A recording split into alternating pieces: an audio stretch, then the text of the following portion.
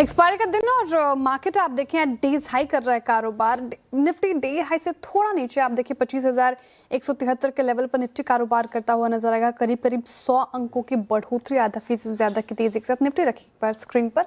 साथ ही bank Nifty पिछले कुछ सत्रों से आउट परफॉर्म कर रहा है। आउट परफॉर्मेंस बैंक निफ्टी समय देखने को मिल रही है। आधा फीसदी करीब बैंक निफ्टी आपको कारोबार करता हुआ नजर आएगा 56,396 के लेवल पर। शानदार यहाँ पर मूवमेंट हमें देखने को मिल रहा है। साथ ही सेक्टर स्पेसिफिक बात करें तो पहले पीएसयू बैंक से सहारा मिल रहा था, लेकिन अब प्राइवेट बैंक्स आ गए हैं पिक्चर में। ऑटोज में अच्छी खासी बाइंग नजर आ रही है। Financial services, oil and gas, consumer durable सभी में अच्छी खासी तेजी। ध्यान रखिएगा एक्सपायरी का दिन भी है, तो ऐसे मूड माहौल में मार्केट पर अप्रोच क्या होनी चाहिए, कौन से स्टॉक्स होंगे रडार पर, एक बार इस पर चर्चा कर लेते हैं। हमारे साथ निर्मल बांग सिक्योरिटीज के नीरव छेड़ा जी मौजूद हैं। नीरव जी, गुड आफ्टरनून, स्वागत है आपका कार्यक्रम में। मार्केट है डेज हाई, शानदार पिछले कुछ 3 सत्रों से हम देखें तो मार्केट में स्ट्रेंथ नजर आ रही है। अब इन लेवल्स पर क्या अप्रोच है आपकी और साथ ही कैसे नेविगेट कर रहे हैं आप इस मार्केट को? गुड आफ्टरनून श्रेया जी। देखिए, निफ्टी की अगर बात करें तो इम्पॉर्टेंट ये है कि 25,000 का लेवल ब्रेक हुआ है, जो कि एक बड़ा रेजिस्टेंस था। अब जो ओवरऑल डेटा है वो पॉजिटिव हो चला है। There is a good chance कि यहाँ से 25,500 का जो लेवल है वो भी निफ्टी पार कर जाएगी, तो यहाँ से बाइंग करने की ही राय है। करंट लेवल से आप बाइंग करें, ऊपर में 25,500 का टारगेट लगाएं, नीचे में अभी 25,200, 25,150 बढ़िया सपोर्ट बन चुका है फ्यूचर्स में, वो आपका स्टॉप लॉस होना चाहिए 25,150 का। Similar is the case for bank Nifty. देखिए, bank Nifty stronger of the two indices है। व्हाई? बिकॉज ये जो इंडेक्स है काफी समय से अंडर परफॉर्म कर रहा था और अच्छा खासा शॉर्ट कवरिंग एक्शन आया है। 50 डे मूविंग एवरेज के ऊपर है। कंसोलिडेशन जो था उसका भी ब्रेकआउट आया है। आई बिलीव अब फुल 100% रिट्रेसमेंट आ सकता है और 57,200 तक के जो लेवल्स हैं वो अचीवेबल लग रहे हैं ये इंडेक्स में। तो करंट लेवल से भी आप बैंक निफ्टी इंडेक्स खरीद सकते हैं। स्टॉप लॉस रहेगा फ्यूचर में अराउंड 56,300 का। ऊपर में पहला target 57,000 and 57,250 second target. Okay, तो निफ्टी और बैंक निफ्टी दोनों ही स्ट्रांग नजर आ रहे हैं। इन लेवल्स पर भी खरीदारी की जा सकती है और आपको लेवल्स बता दिए गए हैं। ऐसे मूड मॉड में स्टॉक्स कौन सा रडार पर आ रहे हैं नीरव जी, जहां पर हलचल देखने को मिल रही है, जहां पर बेट लग सकती है? तो देखिए, मेरे हिसाब से ऐसे स्टॉक्स जिनमें अभी अभी कंसोलिडेशन ब्रेकआउट आए हैं उसमें अच्छा रिटर्न बन सकता है। तो पहला है इंडस टावर। देखिए, काफी समय बाद में इसमें ब्रेकआउट आया है एंड आई बिलीव अब यहाँ से ये स्टॉक 375 तक जा सकता है। तो 375 के टारगेट के साथ में आप बाइंग करें। 350 का स्टॉप लॉस रहेगा। दूसरा जो स्टॉक मुझे काफी पसंद है वो बैंकिंग स्पेस में है। हालांकि थोड़ा छोटा स्टॉक है, येस बैंक। काफी समय बाद इसमें बहुत बढ़िया पैटर्न बन के ब्रेकआउट आया है एंड डेफिनेटली आई बिलीव कि यहाँ से अच्छा रिटर्न बन सकता है ये स्टॉक में। तो ये आप स्टॉक जरूर खरीदिए। 21 रुपीज का स्टॉप लॉस लगाइए। आई बिलीव 2450, 25 के टारगेट इसमें अचीवेबल है। ओके, यस बैंक काफ़ी पेशेंस टेस्ट किया है इसने। यहाँ पर खरीदारी कराई 24 से 25 तक के टारगेट एक्सपेक्टेड हैं। 21 का आपको स्टॉप लॉस मेंटेन करना है। इंडस टावर में भी खरीदारी कराई और पूरा टेलीकॉम स्पेस अगर आप देखें तो फिलहाल आज वहाँ पे रैली देखने को मिल रही है। 375 के टारगेट एक्सपेक्टेड है, 350 का आपको स्टॉप लॉस मेंटेन करना है। ये दोनों स्टॉक्स को रखे रडार पर। चलिए अब आगे बढ़ते हैं और मिड कैप शेयरों का हाल जान लेते हैं, जिनमें सबसे ज्यादा हलचल देखने को मिल रही है। कौन से स्टॉक्स मिड कैप स्पेस से बैकफुट पर हैं, अभी आपके स्क्रीन पर आएंगे। और मिड कैप स्टॉक्स की बात करें तो चढ़ने वाले शेयरों में शुमार है इप्का लैब। चुनिंदा हेल्थ केयर फार्मा स्पेस में भी अच्छी खासी तेजी, 5.5% चढ़ गया आज के सत्र में। और यूनो मिंडा देखिए 2.5% अप। वोडाफोन आइडिया कल गिरावट देखने को मिली थी, सुनवाई की जो डेट आगे बढ़ गई थी, अब फिर से यहाँ पे 8.5% की तेजी देखने को मिल रही है। एंडोरेंस चढ़ गया 3.5%। इसके अलावा अगर आप ध्यान दें, जहाँ पर थोड़ी गिरावट देखने को मिल रही है आज के सेशन में, टाटा इन्वेस्ट लगातार चल रहा था ये काउंटर, आज मुनाफा वसूली का शिकार हुआ, 6.5% डाउन। दीपक नाइट्रेट टूटा 2% से ज्यादा। HDFC AMC में मुनाफा वसूली 1.5% और भारत डायनेमिक्स डिफेंस थोड़ा नरम पड़ा हुआ है, तो लगभग 2% के करीब वहाँ पे गिरावट देखने को मिलेगी। न्यू एज शेयरों में आज मजबूती है। नाइका, ChatGPT में याद होगा आपको इसके बारे में बताया भी गया था। Q2 अपडेट्स भी स्ट्रॉन्ग। पेटीएम भी यहाँ पर कल से मूव अच्छा दे रहा है, 1.5% अप। और डिलीवरी में भी लगभग 0.1% से ज्यादा की तेजी हमें देखने को मिल रही है। व्हाइट ग्रो शेयर में भी अच्छी खासी तेजी। Blue star, Whirlpool, Voltas Whirlpool 2% और आधा करीब चढ़ के ब्लू स्टार वोल्टास काम कर रहे हैं। साथ ही अगर आप देखें तो आईटी शेयरों में मिड कैप स्पेस में इनफैक्ट थोड़ी तेजी, पर्सिस्टेंट सिस्टम 1.5%, ओरेकल फाइनेंशियल 1% ज़्यादा और आधा % एम्फेसिस भी आपको चढ़ता हुआ नजर आएगा। अब बैकफुट पर रियल्टी हैं, Prestige state, signature global, DLF में भी लगभग आधा % की गिरावट फिलहाल देखने को मिल रही है। तो ये लिखा जोखा मिड कैप स्पेस से आपके लिए लेकर आए हैं। एफएमसीजी इनफैक्ट जैसे कि हम हेडलाइंस पे मेंशन भी कर रहे थे, वरुण बेवरेजेस आधा %, पतंजलि फूड्स 1% और यूनाइटेड स्पिरिट्स भी 1% डाउन आज के सेशन में।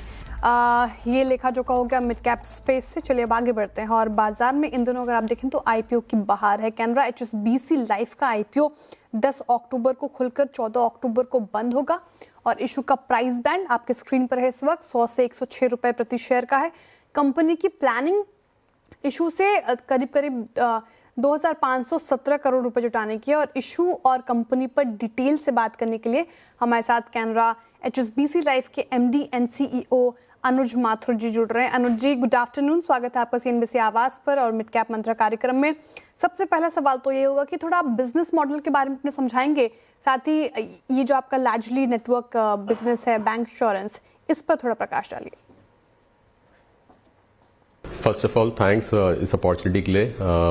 सो कैनरा एचएसबीसी जो हमारी कंपनी, हमने बिजनेस जून 2008 में स्टार्ट किया था। सो ये हमारे 17 साल कंप्लीट हो गए हैं, 18वें साल में बिजनेस में है।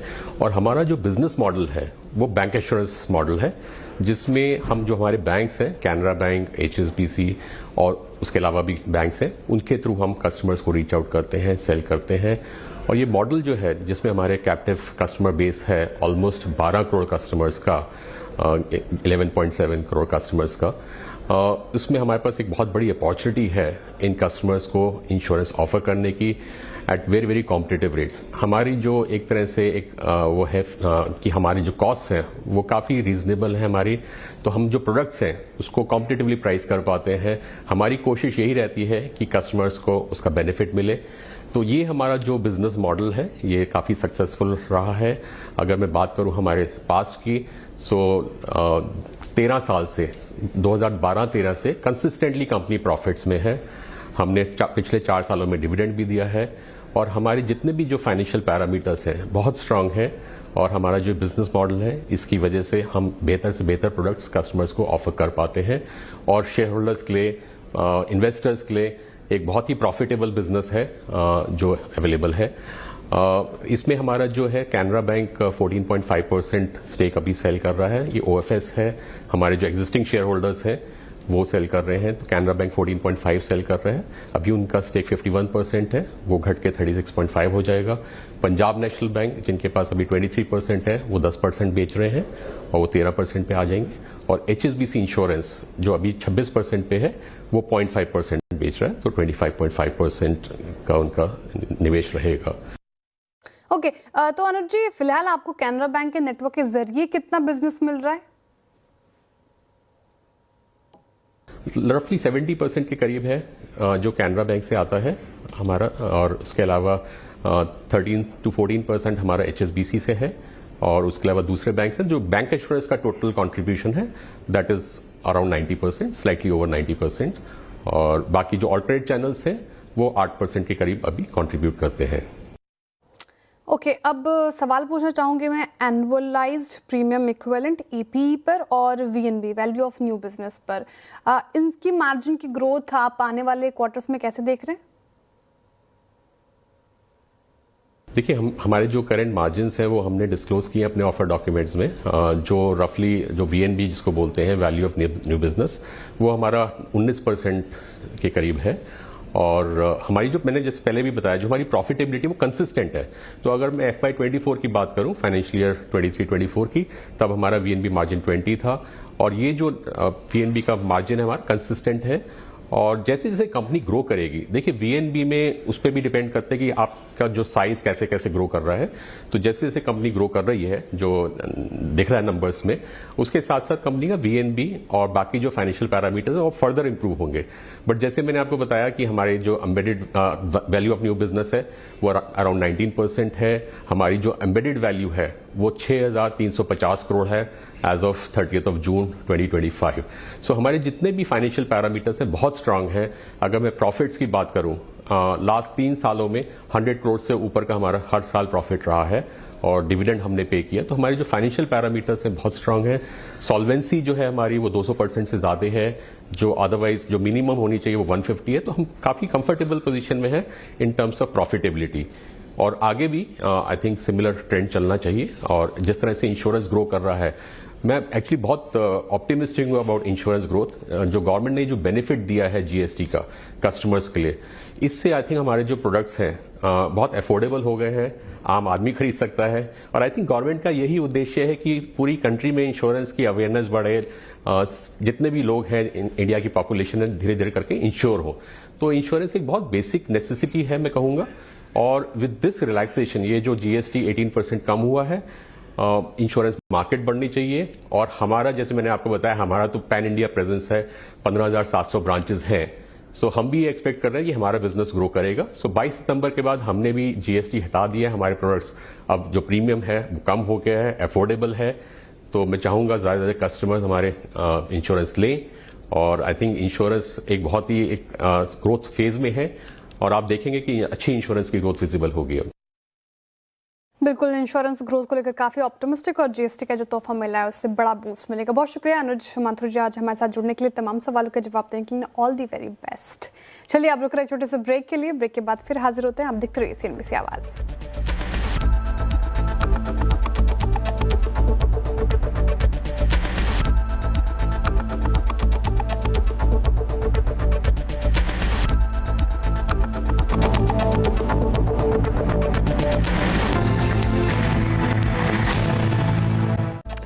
Welcome back. आप देख रहे हैं मिड कैप मंत्र और इस वक्त की सबसे बड़ी खबर आपको बता रहे हैं सीएनबीसी टीवी 18 से एक्सक्लूसिव वीकली एक्सपायरी को लेकर बड़ी खबर आ रही है। सेबी इस पर दोबारा विचार कर सकता है। दरअसल ब्रोकर्स की तरफ से, देखिए, सेबी को बड़ी संख्या में सुझाव मिले हैं ब्रोकर्स की तरफ से और ब्रोकर्स चाहते हैं कि वीकली एक्सपायरी खत्म ना हो, जारी रखना चाहते हैं। इस पे और डिटेल में समझते हैं। यश हमारे साथ जुड़ रहे हैं सीएनबीसी टीवी 18 से।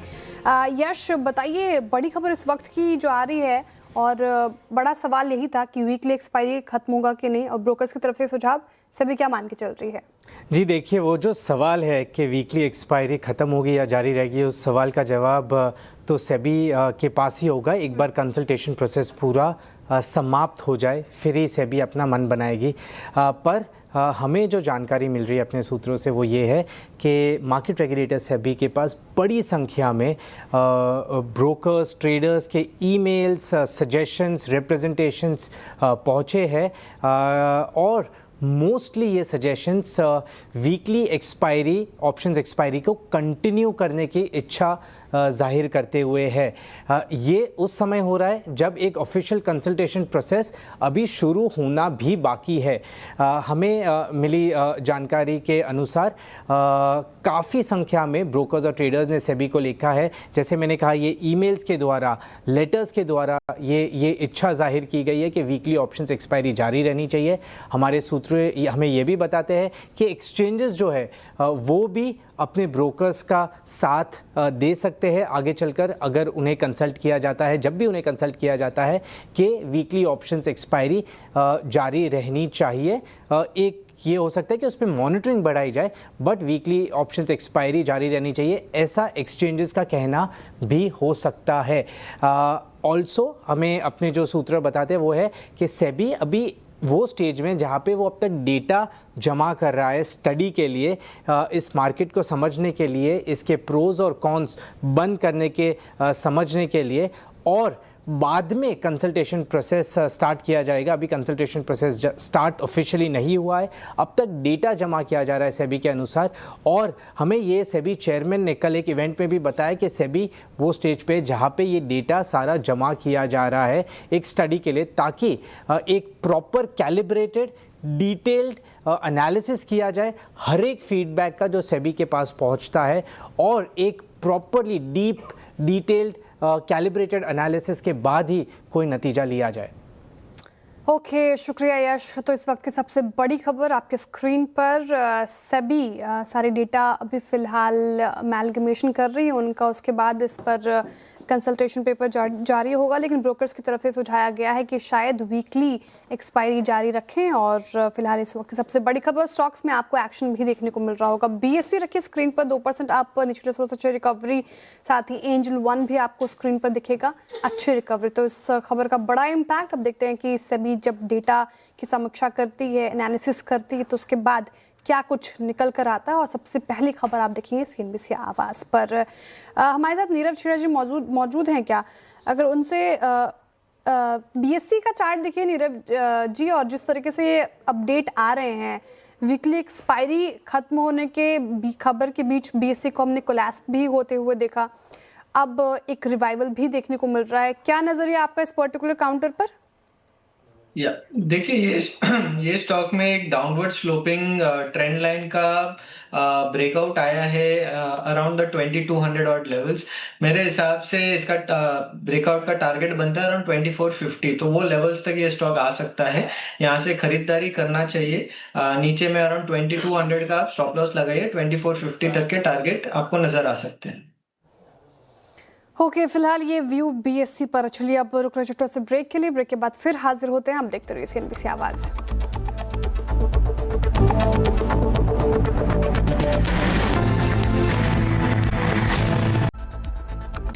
वेलकम बैक, आप देख रहे हैं मिड कैप मंत्रा। चलिए अब वक्त है खिलाड़ी अपडेट का। खिलाड़ी नंबर 1 के इस हफ्ते हमारे साथ जुड़े हैं मंत्री फिनमार्ट के अरुण कुमार मंत्री जी, सैमको सिक्योरिटीज़ के ओम मेहरा और प्रॉफिट स्काउट के संकल्प चतुर्वेदी के बीच मुकाबला है। और रिटर्न्स आपके स्क्रीन पर पहले पायदान पे ओम मेहरा जी हैं, 7.5% से ज़्यादा का पोर्टफोलियो रिटर्न के पोर्टफोलियो से मिल रहा है। दूसरे पायदान पे संकल्प चतुर्वेदी लगभग 7.25% का रिटर्न इनके पोर्टफोलियो से। अरुण कुमार मंत्री जी का भी पोर्टफोलियो करीब 3.5% से ज़्यादा का रिटर्न दे रहा है। फिलहाल चलिए इस शो से फिलहाल इतना ही। अब सीधे मुलाकात होगी कमाई का अड्डा में। आप बने रहिए CNBC आवाज़ के साथ।